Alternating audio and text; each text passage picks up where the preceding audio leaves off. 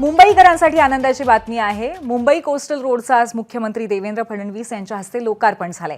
या रोडचा 94% काम पूर्ण झाले आणि 14,000 कोटी रुपये खर्च करून हा रस्ता बांधण्यात आलाय। उद्यापासून मुंबईकरांसाठी इथे वाहतूक खुली होणार आहे। कोस्टल रोड रोज सकाळी 7 ते मध्यरात्री 12 पर्यंत खुला राहील। उन्होंने किया था और आज जो है विंटेज कारमधनं या रस्त्यावरून मुख्यमंत्री देवेंद्र फडणवीस यांनी एक छोटीशी सैर केली।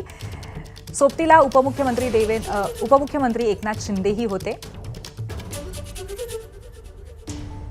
कोस्टल रोड याचं उत्तर वाहिनी कनेक्टर आणि इतर 3 कनेक्टरचं आज आपण लोकार्पण करतोय। जवळपास 94% रस्त्याचं काम पूर्ण झालेलं आहे। आता केवळ एक प्रभादेवी कनेक्टर याचा बाकी आहे, जो फेब्रुवारी संपता तो देखील पूर्ण होईल।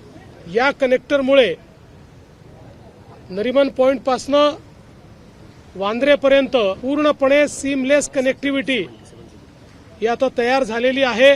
या रस्त्याने मुंबईकरांना श्वास घेण्याकरता आणि वेळ वाचवण्याकरता मोठी मदत केली आहे।